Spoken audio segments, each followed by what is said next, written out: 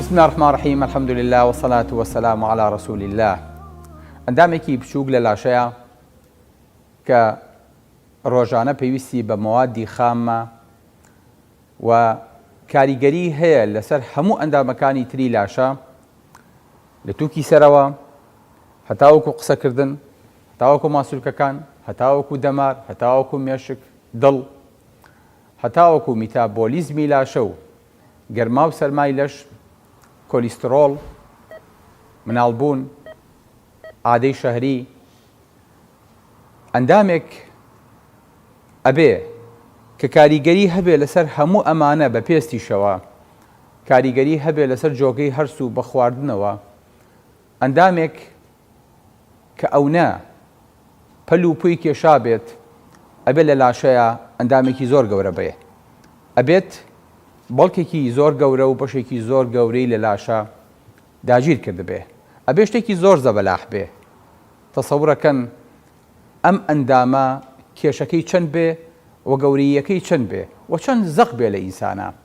خۆشەویستەکانم، ببیستەکە ئەمەی کە ئیستاکەنە ئەمڕۆ بۆتان باسەکەم ئەندامێکی بچکۆلەیە لەسەر شێوەی پەپولەیەکە، لە حەجمی پەپولەیەکە، هەموو کێشەکەی 20 گرامە.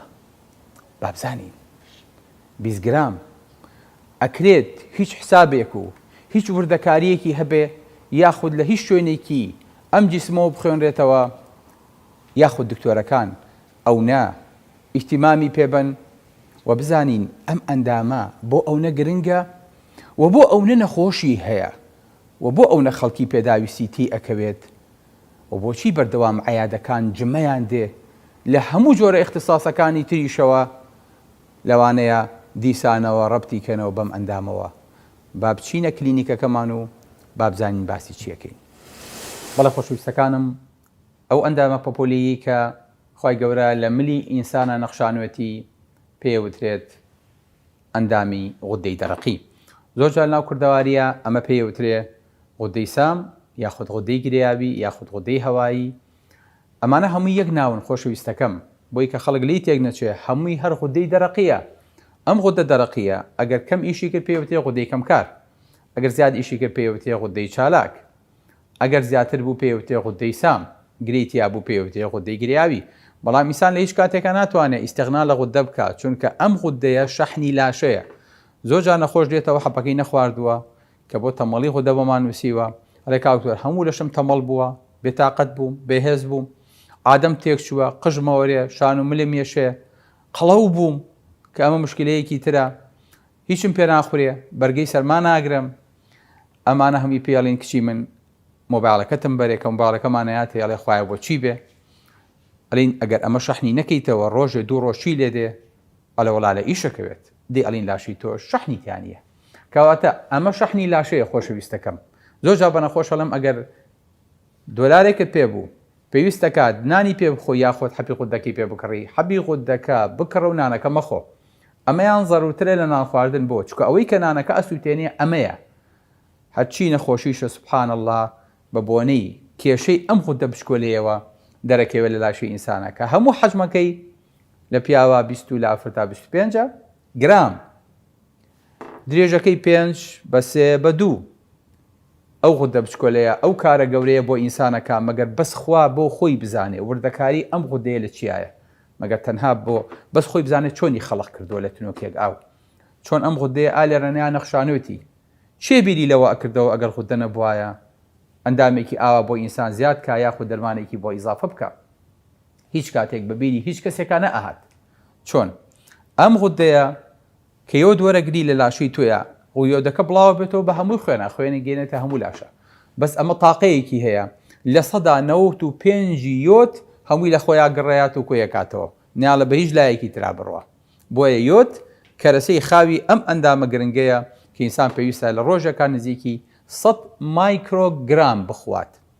دوایی کە چووە ناو پرۆسەی دروستکردنی هۆرمۆنی تایرۆکسین و هۆرمۆنی غودەوە، لا ئیلاهە ئیلا الله، ئەوە کارێکە بەڕاستی ئێمە هەتا ئێستەشی لەگەڵا بێت تەنها شێوازی ئیشکردن و میکانیزمەکەی فێر بووین وەگەرنا بچینە تەفاسیل و یان بتوانین تەدەخولکەین غودەیە کە تەمەڵ بوو ئیلتیهابی کرد جارێکی تر بتوانین بیگۆڕین بە غودەیەکی پڕکار ناتوانین غودەیە کە بەرز بۆوە بتوانین لە ئیشی خەین و تەمەڵی کەین مەگەر بە زەبری عیلاج و ماوەیەکی باش ڕسکی نەخۆشەکە وەرگرین هەتاوەکو بتوانین ئەمەی لەگەڵا بکەین. دواتر کە ئەم هۆرمۆنە بەم وردەکاری و بەم خەڵقە دروستە بێت سوبحان الله ئەم هۆرمۆنە لە دانەدانە و لە شوێن بە شوێنی ئەم خودەیە گەورە ئەبێت و دەرەچێت کە دروست بوو ئینجا وەکو مەعمەلێک هەموو ئەو مادانەی کە پێویستەکە هۆرمۆنی خودەی لێ دروست بێ لێکێدا کە لێکیدا ئینجا پاکجێکە ئەیکاتە ناو کارتۆنەوە ئینجا ئەیکاتە ناو سووڕی خوێنەوە بەڵام بە شێوەیەکی پەلە ئەگەر هەمی بکاتە ناو سووڕی خوێنەوە یەکسەر لەوانەیە ئینسانەکە دڵی پەلە بکات و بمرێ. بۆیە شەحنی خاوی هەیە کە پێوتێت T4 ماوەی 7 ڕۆژ لەناو لاشەیە ئەبێ بەنیوە. شەحنی سەریعیشی هەیە ماوەی 1 ڕۆژ لە لاشەیە ئینجا ئەبێ بەنیوە. واتە ئەم هۆرمۆنە ئەم حەپە کە ئەمە دروستێکات نزیکی ماوەی 20 ڕۆژ بۆ مانگێ لە لاشەیە یەت بەڵام وردە وردەکەمەکە هەتا ئەم خەریکە ئێکسپایرە بێ و کەمەکە وردە وردە لاشە بە سلۆڕلی زۆر بەخاوی ڕێژەکەی ئاوانە ناو لاشەیە ڕاگرێ. هیچ کەسێک دەسەڵاتی نییە سوبحان الله ئەمە بکات. ئەوەی کە چالاکە لەم غودەیە پاش ئەوەی کە ڕۆژانە نزیکی 80 بۆ 100 مایکرۆگرامی لێ دەرەچێ بۆ ناو خوێن ئەوەی کە چالاکە لەم غودەیە ئەوەیە کە پێوترێ 0.2 یان 0.02 لا إله إلا الله ئەو بەشە چالاکەی کە ئیشت بۆ ئەکا کە هەموو لاشە هەڵە سوڕێنێ ئەوە نییە کە لێرەوە دەرەچێ بەڵکو بەشێکی زۆر بچکۆلەیە کە پێوترێ فریتی 4 یان فریتی 3 بەس بەشە ئازادەکەیە کە ئەتوانێت بەناو لاشەیە ئیش کات و کار کات و هەموو لاشە هەڵسوڕێنێ. ئەگەر بە قیاس لێکی بیتەوە ناکاتە 1 لەسەر 1000 1 لەسەر 1000 1 لەسەر 1000 1 لەسەر 1000 ئەوەی کە لاشەیە هەیە. سوبحان الله خوای گەورە بەمە چی بەم ئیسانە کردووە چەند وردە چەند عەجیبە. بۆیە بینیت ئەم خەڵقە جوانە ئەم وردەکاریە جوانە بۆ ئەوەی کە هەموو کەسێ دەستی بۆ نەبا هەموو کەسێ پێی نەوێرێ ڕێک لە پێش دەماری سەوتەوە دروستی کردووە. چکە نەخۆشەکە کە دێڵە کاوتێژە ئەمەلیاتەکەم بۆ وەکەیت ئەی سەوتم تێک ناچێ. خەڵک زۆرینەی کە لە بەغدا و لە شوێنەکانی تر و لە شارە دوورەکانەوە دێن لە عێراقەوە خەمی ئەوەیانە ئەگەر ئەمەلیاتی غودەی بۆ بکرێ لەوانەیە دەنگی تێک بچێ لەوانەیە قورگی لێرەوە کون کرێ چونکە ئەوە دەماری سەوتەکەیە ئەو زەردەکەی بینن ڕێک لە پشتی غودەکەەوەی خوای گەورە دروستی کردووە. هەم دەماری سەوتەکە چالاکی غودەکە لەگەڵ خۆیان ڕێکە خات هەم غودەکەش دەماری سەوتەکە پارێزێ. خوای گەورە وای دروست کردوون کە بتوان تەواوکەری یەکتری بن و پێکی شەوەنەیان کرێ. ئەم غودەیە پێویستە کات سەرچاوی ئاوی بۆ بچێ کارەبای بۆ بچێ و خوێنی لێوە دەرچێت و لیمفی لێوە دەرچێت و هەموو پێداویستیە لەرنیا دابین بێ لەبەرەوە خوای گەورە چەند سەرچاوەیەکی خوێنهێنەری بۆ دابین کردووە کە خوێن تەنها بەرێ بۆم غودێ. سوبحان الله غودە ئەوەی کە من هەست دەکەم کە لە کاتی عەمەلیاتە بە تایبەتی بەقەدەر دڵ خوێنی بۆ ئەچێ چونکە ئەندامێکی چالاکە خوای گەورە ئەونەی خوێن بۆ ناردووە کە بەشی بکات و کە تووشی نەقز نەبێ و هاوکات کۆمەڵی خوێنهێنەر لێوەی دەرەچن خوێنەکە ئەگەڕێتەوە بە پیسی لە کاتێکا بە پاکیتی چوە و چالاکیەکانی وەرگرتووە جا کۆمەڵی لیمف بە دەوریایەتی خوای گەورە پەنامان باوانەی کە تووشی نەخۆشی غودا بن یان تووشی گری غودا بن لیمفەکان لە پێشا تووشە بن. دواتر خۆشەویستەکانم ئەمە دەماری بۆ چووە دەماری بۆ چوە بۆی کە چالاکی غودەکە ڕێک بخات وەلەو غودە بۆ خۆی ئەتوانێت چالاکی خۆی ڕێ بخات. الله ئەکبەر بە شێوەیەکی زۆر جوان بە شێوەیەکی زۆر زۆر منتەزەم قەسەم بەخواوەی کە بە مختەبەراتی دنیا ناکرێ ئەزان ئەم غودەیە چیە کات ئەزان ئەم مختەبەرە بە بچووکیە چیە کات خۆی سامپڵ وەرەگرێ خۆی ڕێژەی هۆرمۆناتی غودە نەلاو لاشەیە ئەخوێنێتەوە لە ڕێی مێشکەوە مێشک پێڵێ لە ڕێی هایپۆتەلەمەس و پتویتەریەوە لە ڕێی سەرکردایەتیەوە لە ڕێی وەزارەتەوە پێڵێن غودەکە کەمە چی بکەم ئەلێ زیاد ئیشکە تیەسێکی بۆ دەرەکە ئەمری پێکاڵێ بێ زیاد ئیشکەیت بۆی کە هەموو لاشە ڕێخە واتە بە مجەڕەت ئەوەی کە لە مێشکا یەک سامپڵ وەرەگرێ لە خوێن نەک هەفتانە نەک ڕۆژانە، نەک هەموو سەعاتێک، هەموو چرکەیەک سامپڵێ لە خوێن وەرەگرێت و پێڵێت غودەکە ئیشەکەت مەفروزە ئاوا بێ لەگەڵ یا بەرز و نسب بکات. بەم شێوەیە ئیشی غودەکە ڕێکەخە. غودە خۆی توانێت خۆی ڕێخە، بەڵام لەگەڵ ئەدەبی خۆیان پرس بە سەر و خۆیەکات بۆی کە سەرەوە چیان پێوت ئەمیش بە پێی ئەمە هەڵسوڕێ. لا إله إلا الله. چێ ئەم هەموو تەنزیمەی کردووە، چێ ئەم هەموو جوانکاریی کردووە، چێ وای کردووە ئەم هۆرمۆنی خودەیە بچێتە جگەر و لەوێ چالاک بکرێ یا خۆ ناچالاک بکرێ، چێ وای کردووە بۆ ئەوەی کە ڕێژی ئەم هۆرمۆنە زیاد نەبێت و ئەکسپار نەبێ لە ڕێی گورچیلەوە میسفڕەیەاتە دەرەوە. ئەمە چێ ئەمانەی کردووە؟ ئەئیلاهٌ مع الله. ئەمە غەیری خوا ئەمەی پێکرێ نابخوا خوایەک. ئەمەیەکی لە تونۆکی ئاو دروست کردووە. حەیف نییە بە ئەدەب و بە ئەمەک و سەری سوژدەمان کە بردە سەرزەوی لە کاتی تەراویح و لە کاتی نوێژ و لە کاتی شەو نوێژە لە ڕووما بێ سەربەرزکەینەوە جارێکی تر. ئەم غودەیەکێکە لەو ئەندامە حەساسانەی کە هەر مناڵ لە دایکە بێ ئەبێ لە سێ ڕۆژی یەکەما فاسی منداڵەکە بکرێ بۆی کە بزانن ئەم منداڵە غودەی تەواو ئیشەکات، وەگەرنا دوای 3 مانگ گۆڕانکاریەک لە لەشی ئەو مناڵەیە تەمەڵیەک لە مێشک و لە جسمیان ڕوەدا هەتا وەکو کاتی مردنەکەی پێوەی دیارە بێ.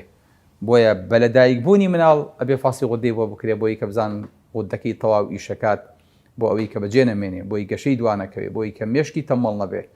بۆیە ئەم غودەیە پێویستەکات ئیشکا لە ناو لاشەیە ئەم منداڵە ئەم غودەیە لە شۆ بێنێ لە کاتێکا لە دوای 11 هەفتە دەسەگا بە ئیشکردن. لە 24 هەفتەی یەکەمە ئەم غودەیە لە دایکە وەرەگیرێ، لە ڕێی وێڵاشەوە ئەم منداڵە بەشی خۆی لە دایکەکە ئەپشڕێ بۆ ئەوەی کە مێشکی دوانەکەوێ. سبحان الله.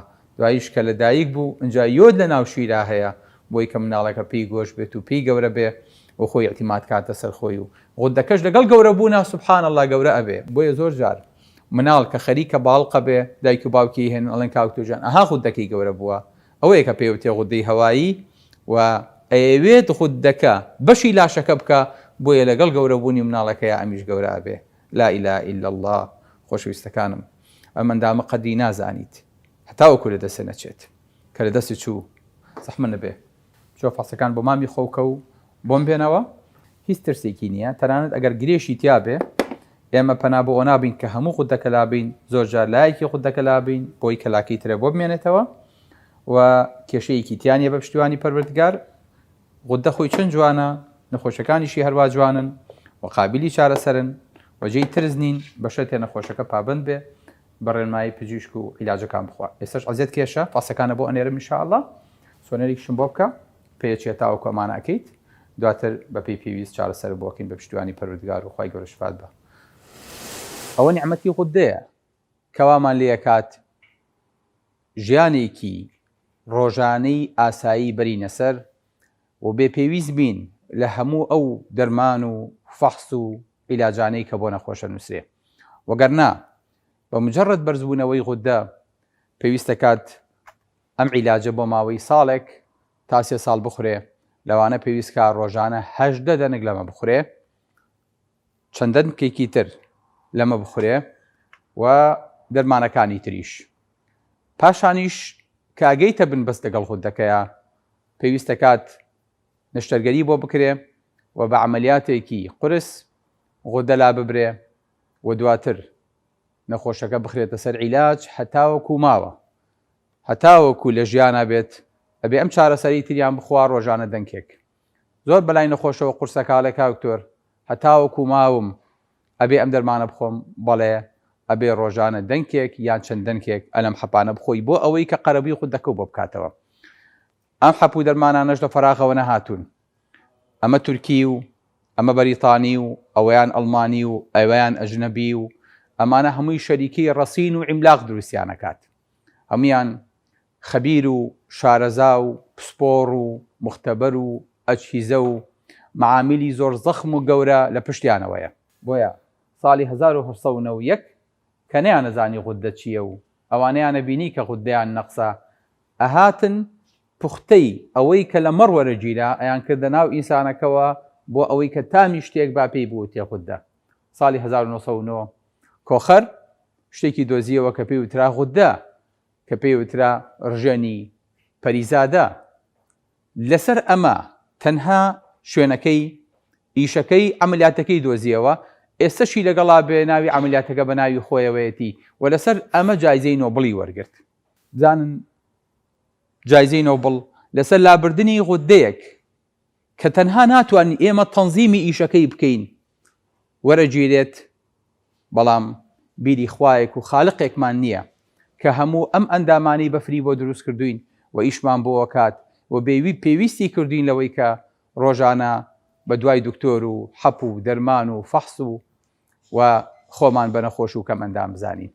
بۆیە صنع الله الذي أتقن كل شيء، بەڕاستی ئەمە ئەو سنعەتەیە کە خوای گەورە بەو وردیە و بۆ جوانیە دروستی کردووە و هیچ شتێکیش نییە لەسەر زەویە کە بتوانێت بەم عیلاجانەشەوە کە غودەت نەما هاوشێوەی غودە قەرەبوویەکی تەواوی لاشە بە چالاکیەکان بکاتەوە کە کاتی خۆی غودەیەکی بێمنەت لە لاشەیەکی بەخشراوە بۆ یەکردی.